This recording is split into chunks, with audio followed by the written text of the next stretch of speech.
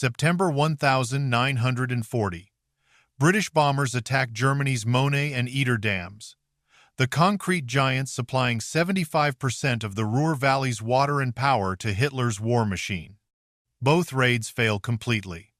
Bombs dropped from altitude miss by hundreds of yards or bounce harmlessly off walls over 100 feet thick. Torpedo nets stretch deep into the reservoirs, making underwater attacks impossible. The Air Ministry's conclusion: the dams cannot be destroyed from the air. But Barnes-Wallace, a 54-year-old engineer at Vickers Armstrong, reads that report and sees something nobody else does. Not a better bomb, not a bigger explosion, a physics problem. Walking his daughter's dog one afternoon in 1942, he watches her skip stones across a garden pond. That night, he fills a tin bathtub, grabs a bag of marbles, and starts spinning them backward before release. One marble skips 11 times before sinking. Within 18 months, 133 young airmen would fly his theory into hell at 60 feet above water, carrying 9,000-pound bombs that weren't supposed to exist. How does a children's game become the weapon that cracks the impossible? If stories like this matter to you, the engineering, the courage, the details that never made it into the textbooks, hit that subscribe button right now. And drop a comment letting me know where you're watching from. Seriously, I love seeing how far these stories travel. September 1940. The Ruhr Valley stretches across western Germany like an industrial heartbeat, its steel mills and munitions factories feeding the Wehrmacht's advance across Europe. 3 dams anchor this system: the Möhne, the Eder, and the Sorp. Together, they hold back 330 million cubic meters of water, generating 75% of the region's hydroelectric power and supplying the foundries that forge tank armor, artillery shells, and U-boat hulls. Without these dams, Albert Speer's armament production collapses. The British Air Ministry knows this. They've known it since 1937, when intelligence analysts first mapped the Ruhr's water infrastructure and identified its single point of failure. But knowing a target exists and being able to destroy it are two different problems. On the night of September 15, 1940, 12 Wellington bombers from RAF Bomber Command crossed the North Sea at 12,000 feet, carrying 500-pound general-purpose bombs. Their objective: breach the Möhne Dam. The Wellingtons arrive over the reservoir at 23:47 hours. Flak opens up immediately, 85mm guns tracking the bombers through searchlight cones. The bombardiers release on the first pass. 8 bombs fall. 6 miss the dam entirely, detonating in the surrounding hills. 2 strike the dam's crest and explode on impact, scorching the concrete but penetrating nothing. The dam wall, 112 feet thick at its base, and built from cyclopean masonry, absorbs the blast energy like a man shrugging off raindrops. The Wellingtons turn for home. 3 don't make it back. February 1941. A second raid, this time with 1,000-pound armor-piercing bombs dropped from 8,000 feet to increase velocity. The theory: higher drop speed equals deeper penetration. The reality: bombs still either miss or shatter against the angled face of the gravity dam, their kinetic energy dispersed across hundreds of square feet of reinforced concrete. The Air Ministry reviews the strike photography and issues a classified assessment. The Möhne, Eder, and Sorp dams cannot be destroyed by conventional aerial bombardment. Recommend alternative strategic priorities. The file goes into a locked cabinet. The problem is shelved. Barnes Neville Wallace reads that assessment in March 1941 and refuses to accept it. At 54, Wallace is already a legend within British engineering circles, though the public has never heard his name. He designed the R-100 airship in the 1,920 seconds, a marvel of geodetic construction that flew the Atlantic when critics said rigid airships were doomed. In the 1,930 seconds, he pioneered the geodetic lattice framework for the Vickers Wellington bomber, a design mocked as overcomplicated until combat proved it could absorb catastrophic battle damage and still bring crews home. 11,000 airmen owe their lives to Wallace's refusal to build aircraft the conventional way. Now, sitting in his office at Vickers Armstrong's Brooklands facility in Weybridge, Surrey, he studies reconnaissance photographs of the Mona Dam and sees what the Air Ministry missed. They've been trying to break the dam from above, treating it like a building to be demolished. But a gravity dam isn't a building. It's a wedge of mass held in place by water pressure. The water isn't the target's weakness, it's the weapon. Wallace begins with first principles. Water is incompressible. When an explosion occurs underwater in contact with a solid surface, the shock wave propagates through the liquid medium with almost no energy loss, transferring maximum force directly into the structure. This is basic hydrodynamics, but no one has weaponized it at scale. Wallace calculates the math in a 47-page paper titled A Note on a Method of Attacking the Axis Powers, completed in May 1941. His conclusion: a charge of 9,000 pounds of high explosive, detonated at a depth of 30 feet against the dam's upstream face, will generate a shock wave sufficient to fracture reinforced concrete through hydrostatic pressure alone. The explosion doesn't need to blow through the wall. It needs to crack it from within, letting the reservoir finish the job. The physics are sound. The problem is delivery. No bomber in the RAF inventory can place a 9,000-pound weapon against a dam wall with the precision required. Drop from high altitude and you miss. Drop from low altitude and the bomb either skips over the dam or detonates on impact before sinking to depth. Torpedo attacks are impossible. The Germans have installed steel nets extending 100 feet below the surface. Wallace needs a bomb that can be dropped from 60 feet, skip across the water like a stone, clear the torpedo nets, strike the dam wall, sink to the correct depth, and then detonate on a timed fuse. The Air Ministry, when Wallace first proposes this in June 1941, listens politely for 8 minutes and shows him to the door. Interesting theory, Mr. Wallace. Not practical for operational deployment. Barnes Wallace returns to his home in Effingham, a village 20 miles southwest of London, and begins working alone. If the ministry won't fund research, he'll prove the concept with household materials. He fills a tin washtub in his garden shed, jury-rigs a hand-cranked catapult from scrap wood and bicycle chain, and starts throwing spheres into the water. Marbles first, then cricket balls, then wooden orbs turned on a lathe. He films each test with a borrowed 16mm camera, his son operating the crank while his wife records impact data in a school notebook. The variable he's testing is backspin. If a sphere is thrown forward with sufficient backward rotation, the Magnus effect generates lift, allowing the object to skip across the surface rather than plunging immediately. After 200 tests, Wallace isolates the threshold. 500 revolutions per minute, sustained through release. At that spin rate, a bomb will skip. February 1942. Wallace secures a meeting with Dr. David Pye, Director of Scientific Research at the Ministry of Aircraft Production, through sheer persistence.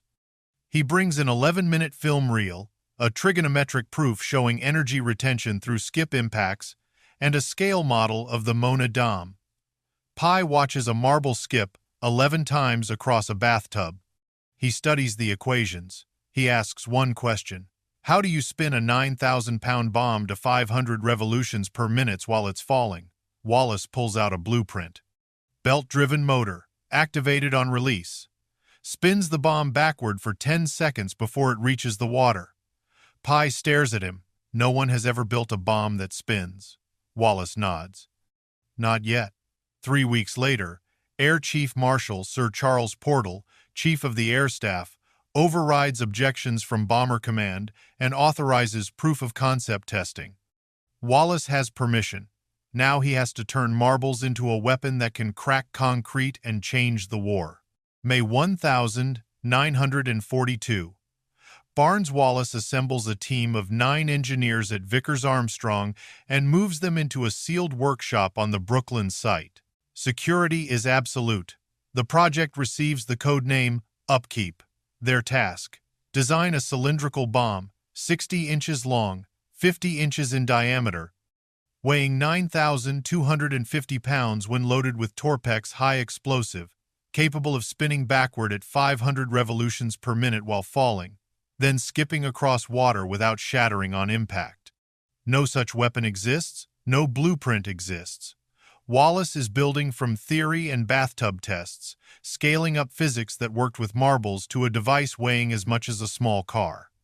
The first challenge is material. Standard bomb casings are welded steel, built to penetrate earth or concrete through kinetic energy. Upkeep has to survive repeated impacts with water at 240 miles per hour, each collision generating forces equivalent to a car crash, while maintaining structural integrity and spin. Wallace's team fabricates the first prototype from half-inch steel plate, welded at the seams, with internal bracing to prevent collapse. It weighs 9,100 pounds empty. The ministry approves testing at Chesil Beach in Dorset, a 17-mile stretch of shoreline where bombers can practice low-altitude drops over open water without civilian interference. June 12, 1942. A modified Vickers Wellington, piloted by test pilot Mutt Summers, approaches Chesil Beach at 60 feet above the water. The Upkeep prototype hangs in a specially modified bomb bay, suspended by quick-release arms. At 240 miles per hour, Summers pulls the release. The bomb drops, strikes the water, and disintegrates. The steel casing splits along the weld lines, the internal explosive scatters across the surface, and the remnants sink in pieces. Film analysis shows the impact force exceeded the casing's tensile strength by a factor of 3. Wallace returns to Brooklands and redesigns the shell. Test 2 uses thicker plating, 3/4-inch steel with reinforced welds. The bomb holds together on the first impact, skips once, noses down into the water, and sinks without detonating. The problem is aerodynamics. Without active spin, the bomb loses stability after the first skip and tumbles. Wallace adds the belt-driven motor, a hydraulic system that spins the bomb to 500 revolutions per minute in the 10 seconds between release and water contact. Test 3. The motor works, the bomb spins, skips twice, then tumbles sideways and detonates prematurely 15 feet below the surface. The fuse, designed for a 30-foot depth trigger, malfunctions under rotational stress. 4 months of testing, 18 prototypes. Every single one fails in a different way. The casing cracks, the spin motor jams, the fuse detonates early or not at all. The bomb skips erratically, veering left or right depending on microscopic imperfections in the cylindrical surface. Wallace stops sleeping. His team works 16-hour shifts, fabricating, testing, analyzing failure points, redesigning. Mutt Summers flies every test run, risking his life at 60 feet with an experimental weapon that has a documented failure rate of 100%. The cost is not just time. Each prototype requires 200 man-hours of machining, 1,500 pounds of steel, and 400 pounds of Torpex for live tests. The Air Ministry sends observers to witness Test 7. The bomb skips once, breaks apart, and sinks inert. The observers file a report recommending project termination. Air Chief Marshal Portal reads it and gives Wallace 6 more weeks. After that, Upkeep is canceled. September 1942. Wallace's chief structural engineer, a 29-year-old named Matt Summers, not related to the test pilot, proposes a radical modification. The problem isn't the spin or the fuse. It's the rigidity of the casing. Steel plate, no matter how thick, can't flex. When the bomb hits water at 240 miles per hour, the impact energy has nowhere to go except through the welds, which fail. Summers suggests switching from a welded sphere to a cylindrical drum with internal reinforcement rings, essentially a barrel design that can absorb impact through controlled deformation rather than rigid resistance. Wallace is skeptical. A flexible bomb casing contradicts every principle of munitions engineering, but they're out of options. He authorizes fabrication of Prototype 18 using Summers' design, a drum-shaped shell with lateral bracing and a skin thickness varying from 3/8 of an inch at the impact points to 1/2 an inch at the spin motor housing. The weight drops to 9,250 pounds fully loaded. The structural tests show it can withstand 40% more impact force than the previous design. December 12, 1942. RAF Reculver, a bombing range on the Kent coast.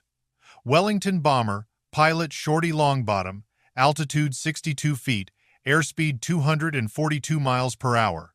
The upkeep bomb, Prototype 18, spins to 505 revolutions per minute as Longbottom crosses the release point. He toggles the drop lever. The bomb falls free, strikes the water, and skips. Once, twice. 3 times, 4 times.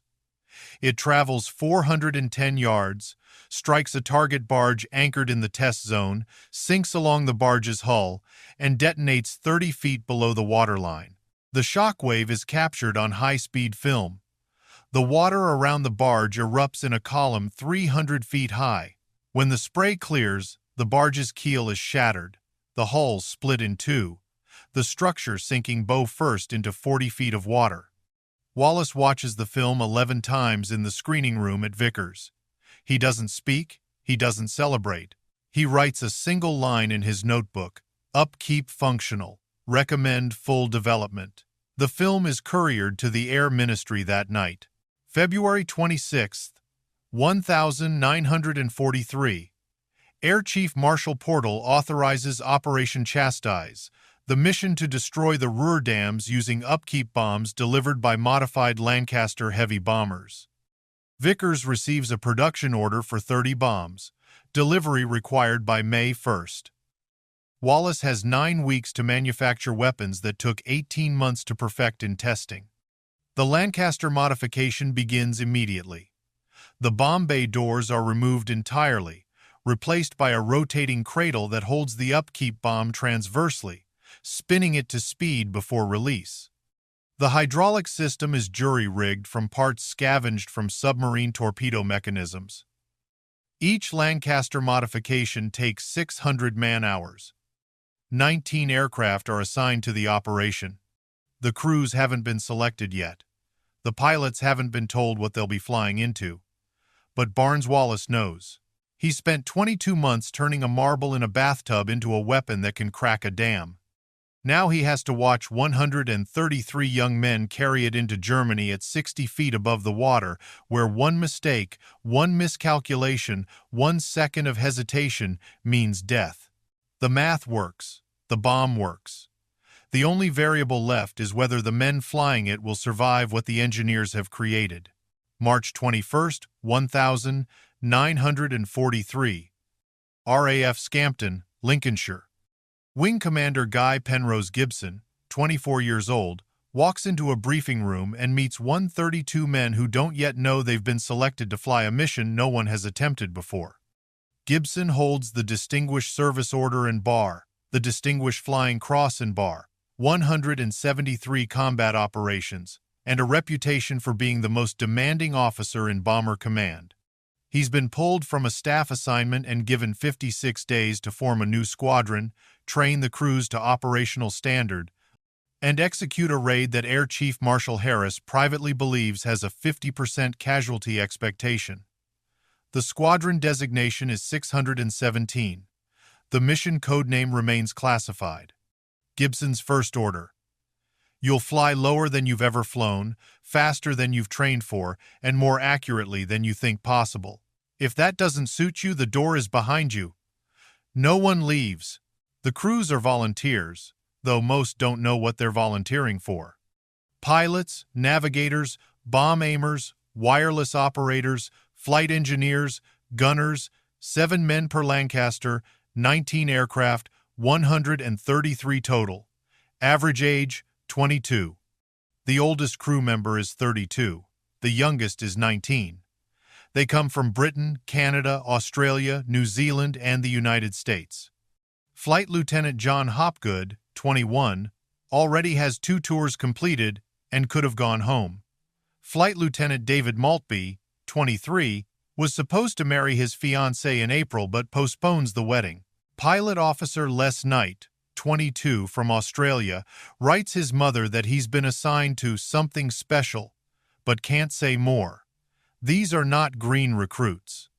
Gibson handpicks them from Bomber Command's experienced crews, men who've already flown through flak over the Ruhr, who know what it means to watch another Lancaster go down in flames, who understand that the odds in this war are mathematical and brutal. They don't ask why they've been chosen. They train.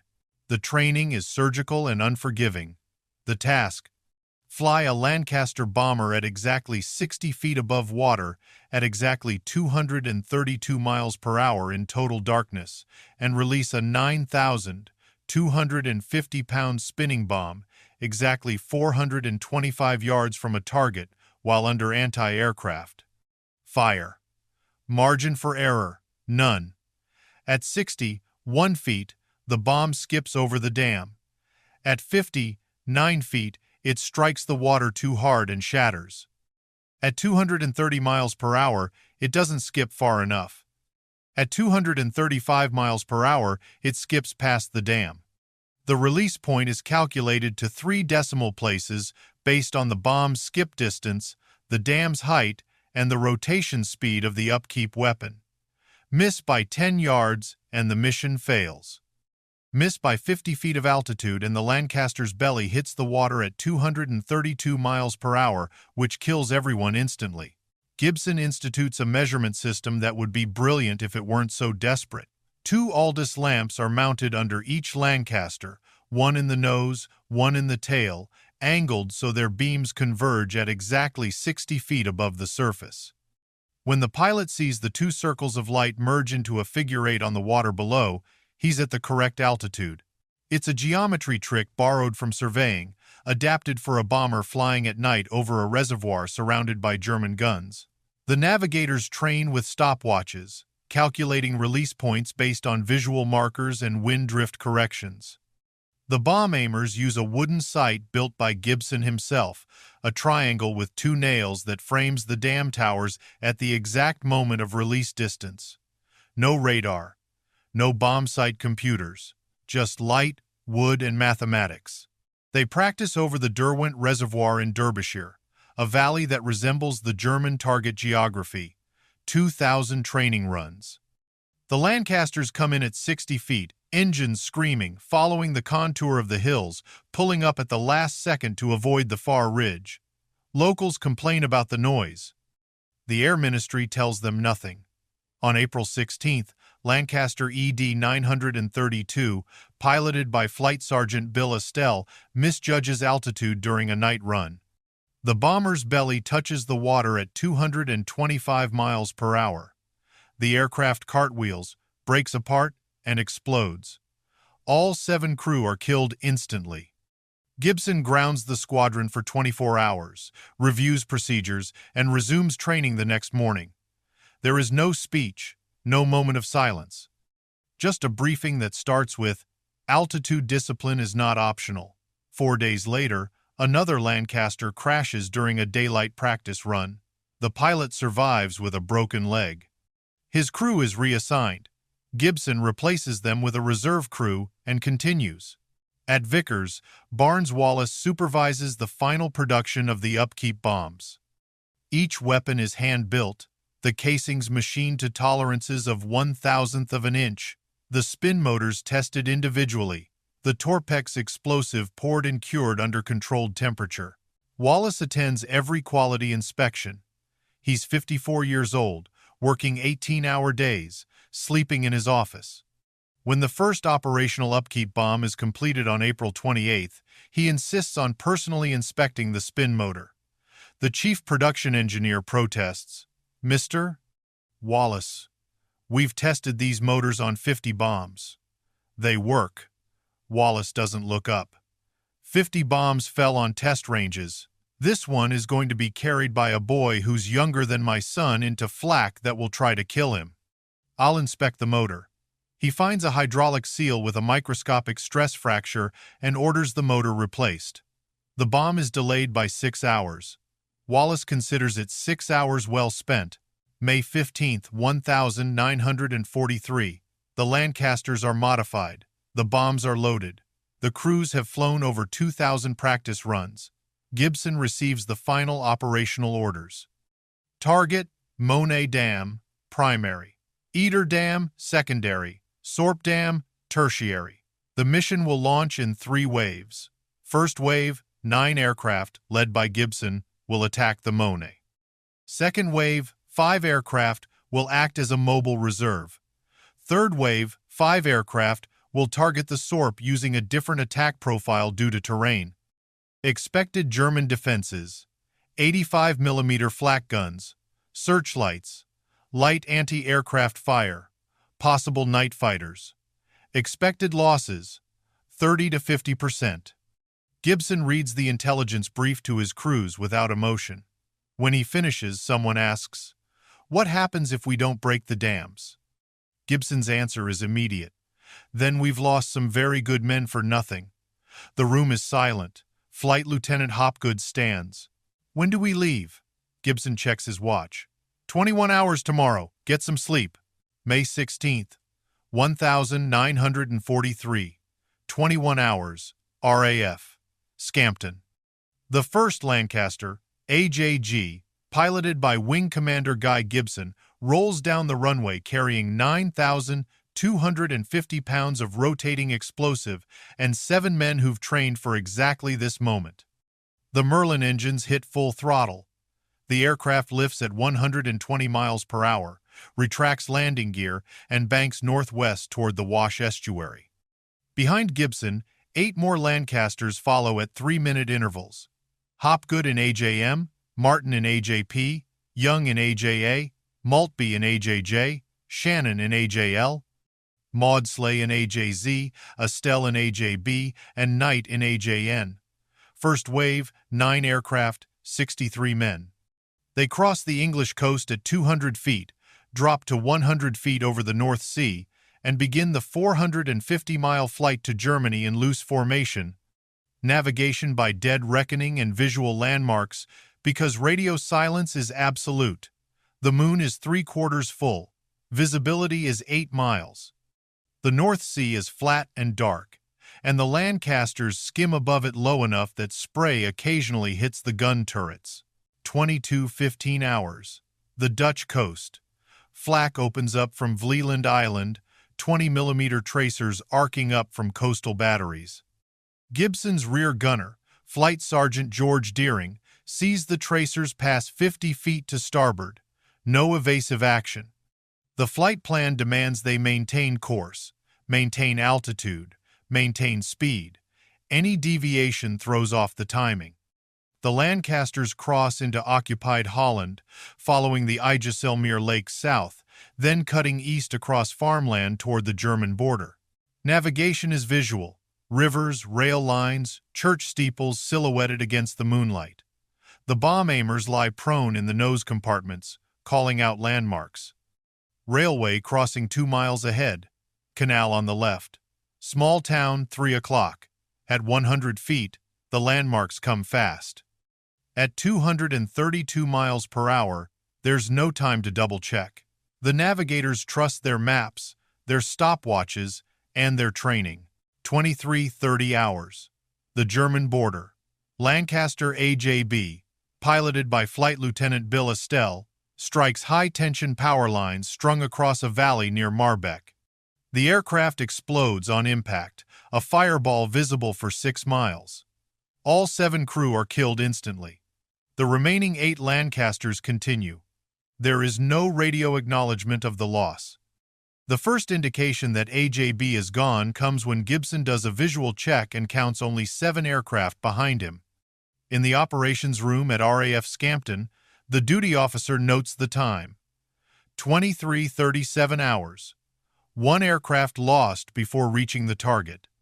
Barnes Wallace, listening to radio traffic on a secure channel, says nothing. He stands with his hands behind his back, staring at a map of the route, calculating time and distance. May 17, 1943, 0:15 hours. The Mona Dam. Gibson's Lancaster, AJG, comes over the ridge at 60 feet and sees it. A concrete wall 112 feet high, 2,100 feet long, holding back 134 million cubic meters of water. Searchlights snap on, 6 beams converging on the bomber. Flak guns open fire, 20-millimeter rounds and 85-millimeter shells detonating in airbursts. Gibson's flight engineer, Sergeant John Pulford, calls out airspeed, 230 miles per hour. The bomb aimer, Flight Lieutenant Frederick Spafford, activates the Aldous lamps. 2 circles of light appear on the water. Gibson descends, watching the lights. At 60 feet, they merge into a figure 8. Height correct. Spafford lines up the wooden sight, framing the dam's 2 towers. Left, steady. Gibson holds the Lancaster level, hands locked on the yoke, flak bursting 100 feet to port. The wireless operator, Flight Lieutenant Robert Hutchison, starts the spin motor. The upkeep bomb rotates to 500 revolutions per minute in 9 seconds. Bomb running. At 425 yards from the dam, Spafford presses the release. The bomb drops, strikes the water, skips 3 times, hits the dam wall, sinks, and detonates 30 feet below the surface. A column of water erupts 1,000 feet into the air. Gibson pulls hard right, climbing to 300 feet, and orbits.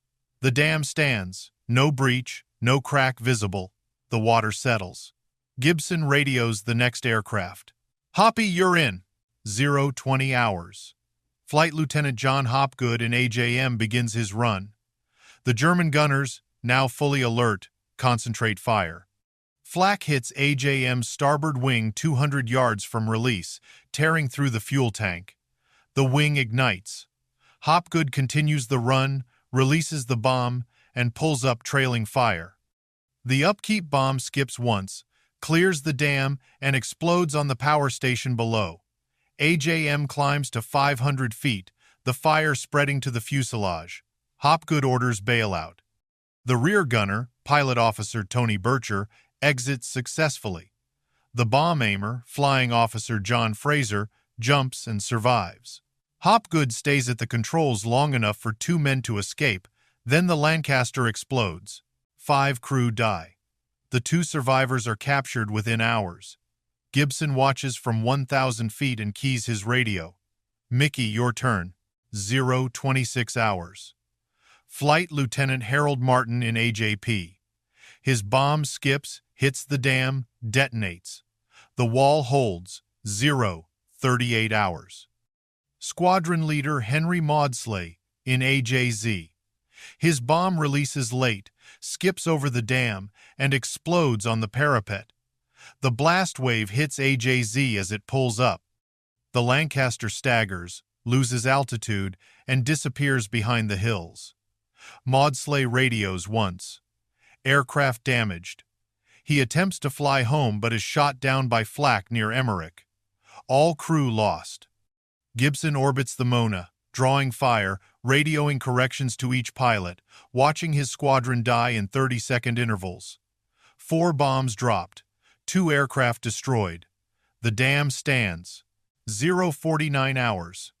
Squadron Leader Dingy Young in AJA begins his approach. Gibson and Flight Lieutenant David Shannon in AJL fly parallel to Young's Lancaster, 300 feet to either side, drawing flak. The German gunners split fire. Young's bomb aimer releases at 425 yards.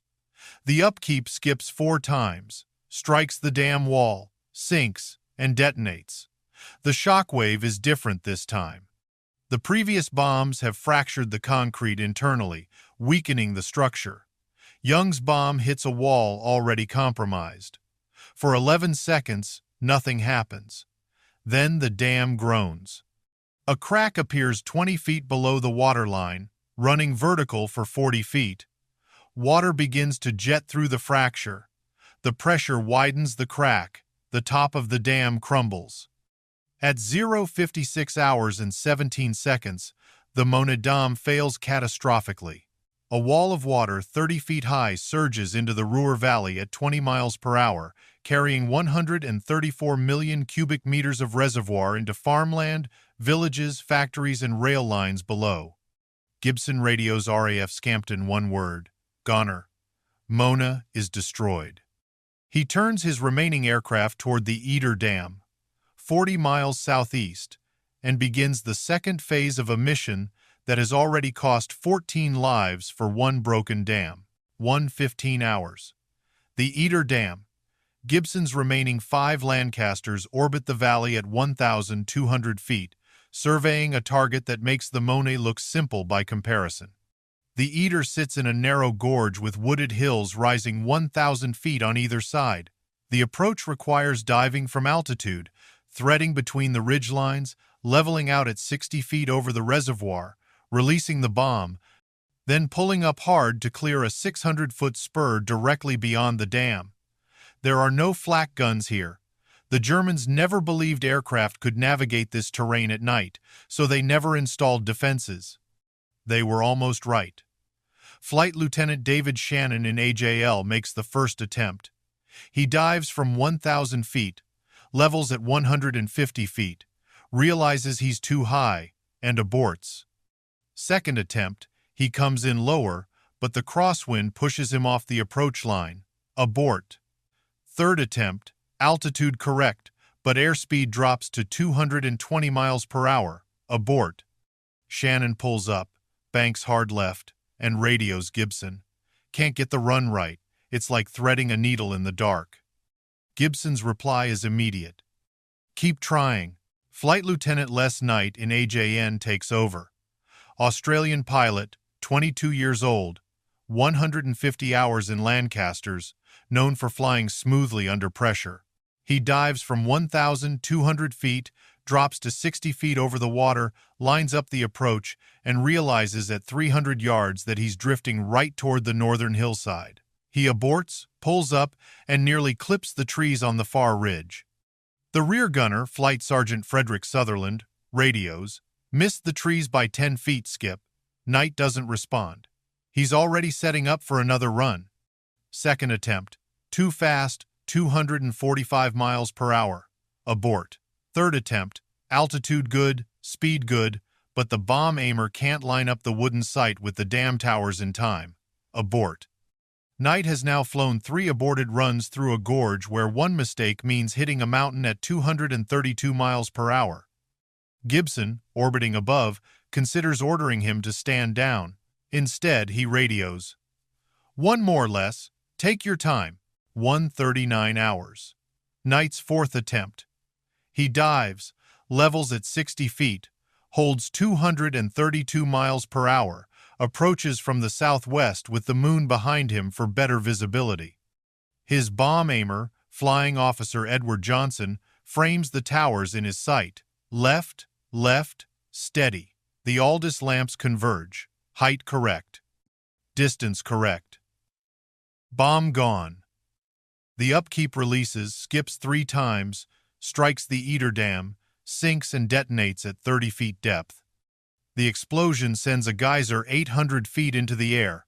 Knight pulls up, clears the ridge by 40 feet, and orbits. The dam holds. No breach. The water settles. Gibson radios Shannon. "Your turn, Dave." Shannon has already been through 3 aborted runs at the Mona before being diverted here. Now he sets up for a 4th attempt at the Eder. He dives, levels, releases. His bomb skips, strikes the dam, detonates. A crack appears. Water begins to seep through, a thin jet widening into a stream. At 1:54 hours, the Eder Dam collapses. The center section, 220 feet wide, disintegrates. 202 million cubic meters of water pour into the Eder Valley below, flooding Kassel, Fritzlar, and 30 miles of farmland. Gibson radios Scampton. "Goner. 2 dams destroyed. 3 Lancasters lost. 50 men launched this mission. 34 remain." By dawn, the floodwaters from the Mona and Eder dams have traveled 50 miles. Reconnaissance photographs taken at 7 hours show the Ruhr Valley transformed into an inland sea. Steel foundries are submerged to their second floors. The Hoche Steelworks in Dortmund reports its blast furnaces are flooded. Production halted indefinitely. The Korbecki power station below the Mona Dam is completely destroyed, its turbines buried under silt and debris. Railway lines are washed out for 60 miles. Coal mines fill with water. 3 pits are permanently abandoned. German casualty reports, later declassified, list 1,294 dead, including 749 Soviet and Ukrainian forced laborers housed in barracks directly in the flood path. The Nazi regime does not acknowledge the deaths of the forced laborers in official statements. Albert Speer, Reich Minister of Armaments and War Production, visits the Mona site on May 18 and cables Hitler. Reconstruction will require 5 months minimum and the diversion of 20,000 workers from Atlantic Wall construction. The impact on armament production is significant. Hitler orders 7,000 soldiers redeployed from occupation duty to dam reconstruction and mandates permanent flak coverage on 30 additional dams across Germany. 12,000 troops and 400 anti-aircraft guns are reassigned from frontline positions to static dam defense, a permanent reallocation that will last until the war's end. At RAF Scampton, the operations room receives final casualty reports throughout the morning. 8 Lancasters lost, 53 aircrew dead, 3 captured as prisoners of war. Of the 19 aircraft that launched, 11 returned. Wing Commander Guy Gibson lands at 4:15 hours, shuts down his engines, and walks directly to the debriefing room. He does not sleep. At 9:30 hours, Barnes Wallace arrives at Scampton by staff car from Vickers. He enters the officers' mess, where the surviving crews are eating breakfast. The room goes quiet. Wallace is 54, exhausted, and has not slept in 36 hours. A young flight engineer, 19 years old, stands and walks over. "Mr. Wallace, your bomb worked. Worked perfect, sir." Wallace looks at him, tries to speak, and cannot. He shakes the boy's hand, nods, and walks out. He stands outside the mess hall for 11 minutes, staring at nothing. When Gibson finds him, Wallace has a list in his hand. 53 names. Gibson reads it and says, "They knew the odds. They went anyway." Wallace folds the paper and puts it in his pocket. That doesn't make them less dead. June 22, 1943. King George VI awards Guy Gibson the Victoria Cross, Britain's highest military decoration. 53 other decorations are distributed among the surviving crew. Distinguished Service Orders, Distinguished Flying Crosses, Distinguished Flying Medals. The mission is declared a strategic success. The dams are not fully repaired until October 1943, 5 months of lost industrial production. German war output in the Ruhr drops by 12% during that period. More importantly, the Reich is forced to divert resources from offensive operations to defensive infrastructure protection, a permanent tax on German logistics. But the cost is measured in more than tonnage and kilowatts. Of the 133 men who flew Operation Chastise, 80 survived the war. 34 are killed in subsequent operations. Gibson himself dies on September 19, 1944, age 26, when his Mosquito fighter bomber crashes in the Netherlands on a mission over Reit. Barnes Wallace lives to 92, working on supersonic aircraft and earthquake-resistant construction, knighted in 1968. He never speaks publicly about the dambusters except to honor the dead. When journalists request interviews, he sends them a single page, the list of 53 names, with a handwritten note at the bottom.